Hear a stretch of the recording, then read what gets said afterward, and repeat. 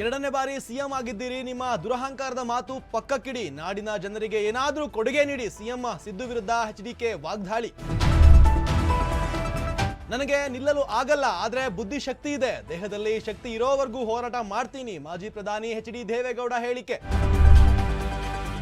ಕೇಂದ್ರ ಸರ್ಕಾರಕ್ಕೆ ಸೋಲಿನ ಭೀತಿ ಇದೆ, ಅದಕ್ಕೆ ಐಟಿ ಇಡಿ ಸಂಸ್ಥೆಯನ್ನ ಬಳಸಿಕೊಳ್ತಾ ಇದೆ. ಸಚಿವ ದಿನೇಶ್ ಗುಂಡೂರಾವ್ ಹೇಳಿಕೆ. ಚುನಾವಣಾ ವೇಳೆ ಒಕ್ಕಲಿಗರ ಟ್ರಂಪ್ ಕಾರ್ಡ್ ಪ್ಲೇ ಆಗ್ತಾ ಇದೆ. ಮತದಾರರು ಮರುಳಾಗದೆ ಕಾಂಗ್ರೆಸ್ ಅಭ್ಯರ್ಥಿಗೆ ಮತ ನೀಡಿ. ಸಚಿವ ಎನ್ ಚಲುವರಾಯಸ್ವಾಮಿ ಮನವಿ. ನಾನು ದೇವೇಗೌಡರ ಗರಡಿಯಲ್ಲಿ ಬೆಳೆದವನು. ತುಮಕೂರಿಗೆ ಮೈತ್ರಿ ನಾಯಕರು ನನ್ನನ್ನ ಆಯ್ಕೆ ಮಾಡಿದ್ದಾರೆ. ಬಿಜೆಪಿ ಅಭ್ಯರ್ಥಿ ವಿ ಸೋಮಣ್ಣ ಹೇಳಿಕೆ. ನಮಸ್ತೆ, ನೀವು ನೋಡ್ತಾ ಇದ್ದೀರಾ ಅಶ್ವವೇಗ ನ್ಯೂಸ್. ನಾನು ರೋಹಿತ್. ಮುಖ್ಯಮಂತ್ರಿ ಪದವಿ ಯಾರಿಗೂ ಶಾಶ್ವತ ಅಲ್ಲ. ಎರಡನೇ ಬಾರಿ ಸಿಎಂ ಆಗಿದ್ದೀರಿ. ನಿಮ್ಮ ದುರಹಂಕಾರದ ಮಾತು ಪಕ್ಕಕ್ಕಿಟ್ಟು ರಾಜಕೀಯ ಜೀವನ ಕಡೆ ಘಟ್ಟದಲ್ಲಿರುವ ನೀವು ನಾಡಿನ ಜನರಿಗೆ ಏನಾದರೂ ಕೊಡುಗೆ ನೀಡಿ ಹೋಗಲು ಪ್ರಯತ್ನಿಸಿ ಅಂತ ಸಿದ್ದರಾಮಯ್ಯ ವಿರುದ್ಧ ಮಾಜಿ ಸಿಎಂ ಎಚ್ಡಿ ಕುಮಾರಸ್ವಾಮಿ ವಾಗ್ದಾಳಿಯನ್ನು ನಡೆಸಿದ್ದಾರೆ. ನಾವು ಮೈತ್ರಿ ಮಾಡಿಕೊಂಡಿರುವುದು ಅಧಿಕಾರಕ್ಕಾಗಿ ಅಲ್ಲ, ರಾಜ್ಯದಲ್ಲಿನ ಸಮಸ್ಯೆಗಳ ಪರಿಹಾರಕ್ಕೆ. ಕಾವೇರಿ, ಕೃಷ್ಣ ಸೇರಿದಂತೆ ಅನೇಕ ಸಮಸ್ಯೆಗಳು ಕಣ್ಮುಂದಿದೆ. ಅದು ಸರಿಯಾಗಬೇಕಾದ್ರೆ ನಾವು ಒಂದಾಗಬೇಕು. ನಮ್ಮದು ಪ್ರಾದೇಶಿಕ ಪಕ್ಷ, ಹಣಕಾಸು ಸಮಸ್ಯೆ ಇದೆ ಮತ್ತು ಮೋದಿ ಅವರು ಪ್ರಧಾನಿ ಆಗೋದ್ರಿಂದ ರಾಜ್ಯದ ಸಮಸ್ಯೆ ಬಗೆಹರಿಸಿಕೊಳ್ಳಬಹುದು ಅಂತ ಎಚ್ಡಿಕೆ ಹೇಳಿದ್ದಾರೆ. ನನಗೆ ಎಲೆಕ್ಷನ್ಗೆ ನಿಲ್ಲಕ್ಕಾಗಲ್ಲ, ಆದರೆ ಬುದ್ಧಿಶಕ್ತಿ ಇದೆ, ವಾಕ್ ಚಾತುರ್ಯ ಇದೆ. ಈ ದೇಹದಲ್ಲಿ ಶಕ್ತಿ ಇರೋವರೆಗೂ ನನ್ನ ನಂಬಿರುವ ಜನತೆಗಾಗಿ ಹೋರಾಟ ಮಾಡ್ತೀನಿ ಅಂತ ಮಾಜಿ ಪ್ರಧಾನಿ ಎಚ್ಡಿ ದೇವೇಗೌಡ ಹೇಳಿದ್ದಾರೆ. ನನ್ನ ಈ ಜೀವ ಹಾಗೂ ಜೀವನ ನಾಡಿನ ಜನತೆಗೆ ಮೀಸಲು. 60 ವರ್ಷಗಳ ಕಾಲ ರಾಜಕೀಯ ಹೋರಾಟ ಮಾಡಿ ಈಗ ಬಿಜೆಪಿ ಜೊತೆ ಯಾಕೆ ಹೋಗಿದ್ದೀರಿ ಅನ್ನುವ ಪ್ರಶ್ನೆಯನ್ನ ಕೆಲವರು ಕೇಳ್ತಾರೆ. ವಿರೋಧಿಗಳು ನನ್ನನ್ನು ಹಂಗಿಸ್ತಾರೆ. ಕೇಳಲು ಅವರಿಗೆ ಅಧಿಕಾರ ಇದೆ, ಕೇಳಲಿ ಬಿಡಿ, ನನಗೆ ಅದ್ರ ಬಗ್ಗೆ ಬೇಸರ ಇಲ್ಲ. 1996ರಲ್ಲಿ ನನ್ನನ್ನು ಅಧಿಕಾರದಿಂದ ತೆಗೆದ್ರಷ್ಟೇ, ಬೇರೆ ಏನೂ ಮಾಡೋದಕ್ಕೆ ಅವರಿಂದ ಆಗಿಲ್ಲ. ನನ್ನ ಅವಧಿಯಲ್ಲಿ ಏನೆಲ್ಲ ಯೋಜನೆಗಳನ್ನು ತಂದು ಅಭಿವೃದ್ಧಿಪಡಿಸಿದ್ದೀನಿ ಅನ್ನೋದು ನನಗೆ ಮಾತ್ರ ಗೊತ್ತು. ನನ್ನ ಅಧಿಕಾರದ ಅವಧಿಯಲ್ಲಿ ಯಾವುದೇ ತಪ್ಪು ಹಾಗೂ ಭ್ರಷ್ಟಾಚಾರ ನಡೆದಿಲ್ಲ ಅನ್ನೋದು ನನ್ನ ಶತ್ರುಗಳಿಗೂ ಅರಿವಿದೆ. ಆದರೆ ಮಿತ್ರರಿಗೆ ಹೇಳುವ ಯೋಗ್ಯತೆ ಇಲ್ಲ. ಸತ್ಯ ಹೇಳಲು ಆತ್ಮದಲ್ಲಿ ಯಾವುದೇ ಕಳಂಕ ಇರಬಾರ್ದು, ಆಗ ಮಾತ್ರ ಧೈರ್ಯವಾಗಿ ಸತ್ಯ ಹೇಳಬಹುದು ಅಂತ ದೇವೇಗೌಡರು ತಿಳಿಸಿದ್ದಾರೆ.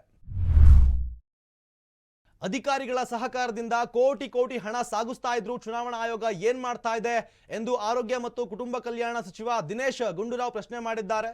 ಸೋಲಿನ ಭೀತಿಯಿಂದ ಐಟಿ, ಇಡಿ, ಸಿಬಿಐ ಮುಂತಾದ ಸಂಸ್ಥೆಯನ್ನ ಕೇಂದ್ರ ಸರ್ಕಾರ ಬಳಸ್ಕೊಳ್ತಾ ಇದೆ. ಕಾಂಗ್ರೆಸ್ ನಾಯಕರನ್ನ ಗುರಿಯಾಗಿಸಿಕೊಂಡು ರೆಡ್ ಹ್ಯಾಂಡ್ ಆಗಿ ಸೀಸ್ ಮಾಡಲಾಗ್ತಾ ಇದೆ.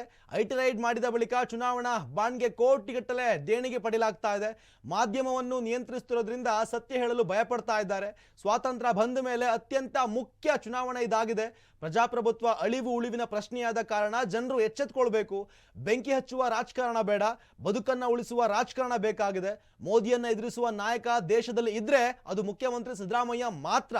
ರಾಜ್ಯದಿಂದ 28 ಸ್ಥಾನಗಳನ್ನು ಗೆದ್ದು ಕಳಿಸಿದ್ರೆ ಭಾರತಕ್ಕೆ ಹೊಸ ಸಂದೇಶ ಕೊಡಲು ಸಾಧ್ಯವಾಗುತ್ತೆ ಅಂತ ಹೇಳಿದ್ದಾರೆ. ಲೋಕಸಭಾ ಚುನಾವಣೆಯಲ್ಲಿ ಮಂಡ್ಯ ಹಾಗೂ ಹಳೆ ಮೈಸೂರು ಭಾಗದಲ್ಲಿ ಒಕ್ಕಲಿಗರ ಟ್ರಂಪ್ ಕಾರ್ಡ್ ಪ್ಲೇ ಆಗ್ತಾ ಇದೆ. ಮತದಾರರು ಮರುಳಾಗದೆ ಕಾಂಗ್ರೆಸ್ ಅಭ್ಯರ್ಥಿ ವೆಂಕಟರಮಣೇಗೌಡರಿಗೆ ಮತ ನೀಡುವಂತೆ ಸಚಿವ ಎನ್ ಚಲುವರಾಯಸ್ವಾಮಿ ಮನವಿ ಮಾಡಿದ್ದಾರೆ. ಯಾವ ಕಾರಣಕ್ಕೆ ಎಚ್ಡಿ ಕುಮಾರಸ್ವಾಮಿ ಅವರಿಗೆ ಮತ ಹಾಕಬೇಕು? ಅವರೊಬ್ಬರೇ ಒಕ್ಕಲಿಗ ನಾಯಕರಲ್ಲ. ಡಿಸಿಎಂ ಡಿಕೆ ಶಿವಕುಮಾರ್ ಹಾಗೂ ನಾವು ಒಕ್ಕಲಿಗರಲ್ಲವೇ? ಜೆಡಿಎಸ್ನವರು ಮಂಡ್ಯದಲ್ಲಿ ಮಾತ್ರ ಒಕ್ಕಲಿಗ ಮಂತ್ರವನ್ನು ಜಪಿಸ್ತಾರೆ, ಬೇರೆ ಕಡೆ ಯಾಕಿಲ್ಲ? ನಿಮ್ಮ ಹುಸಿ ಪ್ರೀತಿ ಜನರಿಗೆ ಗೊತ್ತಾಗಿದೆ ಅಂತ ಕಿಡಿಕಾರಿದ್ದಾರೆ. ಜನತಾ ಪರಿವಾರದಿಂದ ಬಂದ ನಾನು ದೇವೇಗೌಡರ ಗರಡಿಯಲ್ಲಿ ಬೆಳೆದವನು.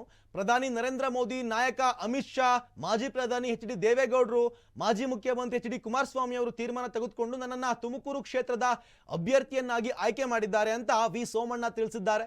ತುಮಕೂರಿನಲ್ಲಿ ಜೆಡಿಎಸ್ ಪಕ್ಷದ ಯಾವೊಬ್ಬ ಕಾರ್ಯಕರ್ತನಿಗೂ ಅಪಚಾರವಾಗದಂತೆ ನಡೆದುಕೊಳ್ಳುವಂತೆ ದೇವೇಗೌಡರು ನನಗೆ ಸೂಚನೆಯನ್ನ ನೀಡಿದ್ದಾರೆ. ಅವರ ಸೂಚನೆಯನ್ನ ಅನುಸರಿಸ್ತೀನಿ. ಆ ಚುನಾವಣೆ ಆ ದೇಶದ ಭವಿಷ್ಯವನ್ನು ನಿರ್ಧಾರ ಮಾಡುವಂತಹ ಮಹತ್ವದ ಚುನಾವಣೆ. ದೇಶದ ಆಡಳಿತ ಚುಕ್ಕಾಣಿ ಹಿಡಿದು ಸಮರ್ಥವಾಗಿ ಮುನ್ನಡೆಸುವವರನ್ನ ಆಯ್ಕೆ ಮಾಡುವ ಚುನಾವಣೆ. ಇಂತಹ ಪರಿಸ್ಥಿತಿಯಲ್ಲಿ ನರೇಂದ್ರ ಮೋದಿ ಅವರೇ ಮತ್ತೊಮ್ಮೆ ಪ್ರಧಾನಿಯಾಗಬೇಕು ಅಂತ ದೇವೇಗೌಡರು, ಕುಮಾರಸ್ವಾಮಿ ಅವರು ತೀರ್ಮಾನ ಮಾಡಿ ಬಿಜೆಪಿ ಜೊತೆ ಮೈತ್ರಿ ಮಾಡಿಕೊಂಡು ಮೋದಿಯವರ ಕೈ ಬಲಪಡಿಸುವ ನಿರ್ಧಾರವನ್ನು ತೆಗೆದುಕೊಂಡಿದ್ದಾರೆ ಅಂತ ಹೇಳಿದ್ದಾರೆ. ಇದಿಷ್ಟು ಈ ಕ್ಷಣದ ಅಪ್ಡೇಟ್ಸ್. ಮತ್ತೊಂದಷ್ಟು ಮಾಹಿತಿಗಾಗಿ ನೋಡ್ತಾ ಇರಿ ಅಶ್ವವೇಗ ನ್ಯೂಸ್.